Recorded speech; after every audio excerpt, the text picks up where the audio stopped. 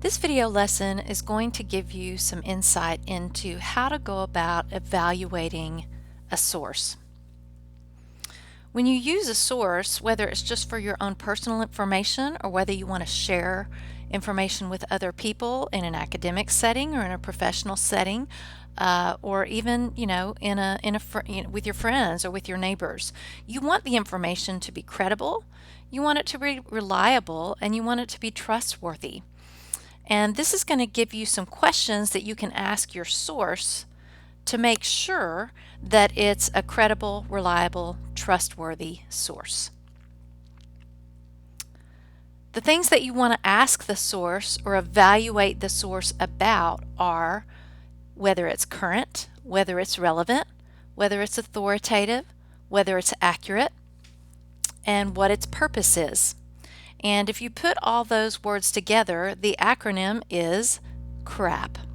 So this is how to decide whether your source passes the CRAAP test. First, you want to look at your source and you want to make sure that it's current. Look at when the information was published or posted, and then find out, has it been revised or updated? Are the ideas within that source current, or are they out of date? So those are the things that you want to ask about the source regarding how current it is. You also want to make sure that the source is relevant. Is it relevant to whatever information that you're trying to gather?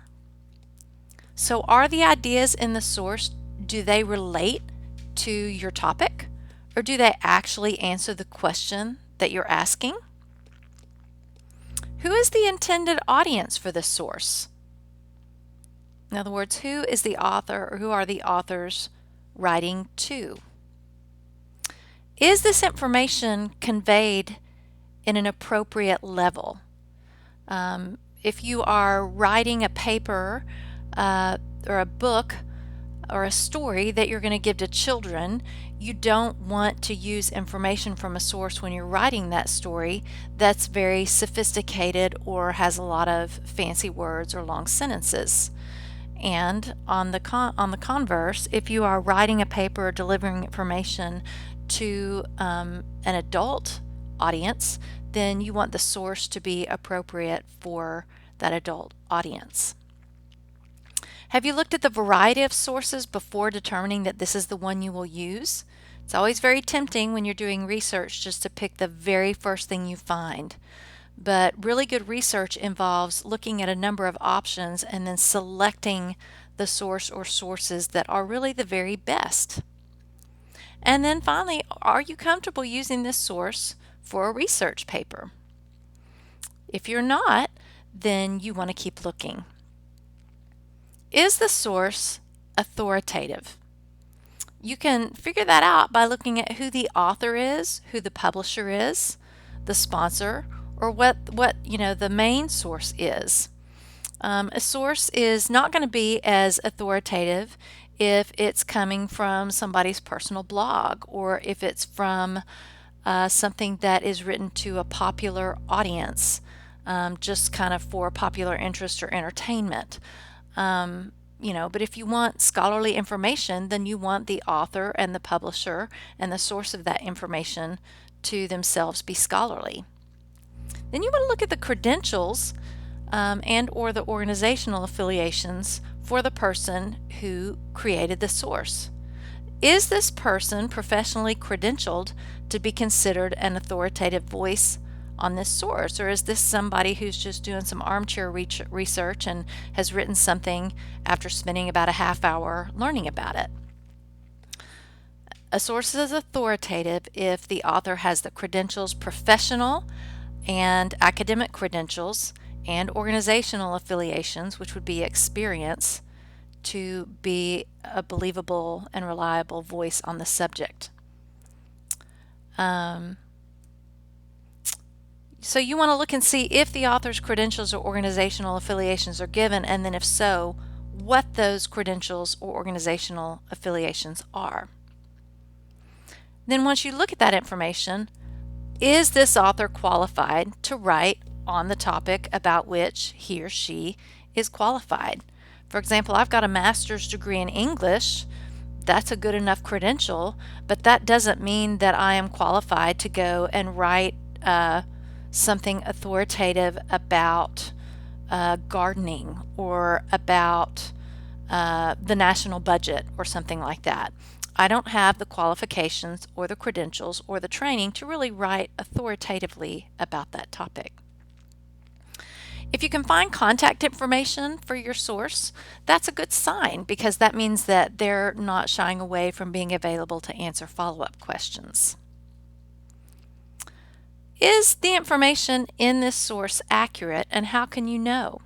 Well, when you look at the different ideas in the source, where are they coming from? If your source is referencing research, scholarly, viable research, then that's where the ideas are coming from, which is going to make you have a better sense that the ideas are accurate. And then, of course, the source can't just make claims. The source has to support those claims or assertions with evidence. You also want to look at whether the information has been reviewed or refereed, and what that gets at is whether or not a source is peer-reviewed. You don't always have to have a source that's peer-reviewed, but that is kind of the gold standard for whether or not you can know for sure that the information in a source is completely trustworthy. If the answer is yes to a lot of these other questions, then even if the source is not peer-reviewed or refereed, there's a good chance that it's still accurate. Can you double check the source? It's like getting a second opinion when you go to the doctor. Can you take the ideas in one source and look at another source that's talking about the same thing, and are the ideas the same? Or is one source really contradictory or reporting very different information from another one? That should raise some question marks for you. How is the language and the tone of the source? Is this person really motivated for,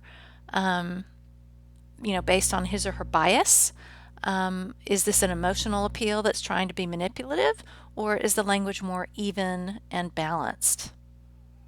If you see a lot of spelling and grammar or typographical errors in a source, that raises a question of whether or not the source is accurate. Because if the grammar isn't accurate, if the spelling isn't accurate, if it hasn't been carefully proofread, then that is, raises the possibility that the information in the source, if the facts haven't been vetted or checked. What is the purpose of this source? Is it trying to inform? Is it trying to teach you something? Is it trying to sell you something? That would make you suspicious about whether the source is completely reliable because there's a bias or an underlying motivation there. Is it for entertainment? Is it trying to persuade you? Pay attention to what the source's purpose is. And then pay attention to whether or not the purpose and intention is made clear. That way, the author is outing what his or her purpose is, and you don't have to wonder whether there's a kind of ulterior motive. Are the ideas and the facts or the claims in the source facts, or are they just opinions? And again, that's where you look at the support and the statistics and the evidence that support the assertions. Or is this just propaganda? Is the point of view in the source objective and impartial? Is it looking at a range of possibilities, or is it very one-sided and dogmatic? Are there political or ideological, cultural, religious, institutional, or personal biases? If you detect any of those biases, that is a red flag. And these are the sources for the information that I just gave you. But I hope that this gives you a better idea of how to evaluate whether or not your source is trustworthy and one that you want to use for research. Remember, it's the CRAAP test, easy to remember. You want to look at, just to review,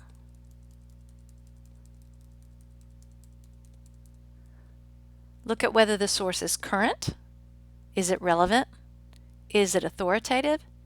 Is it accurate? And what is its purpose?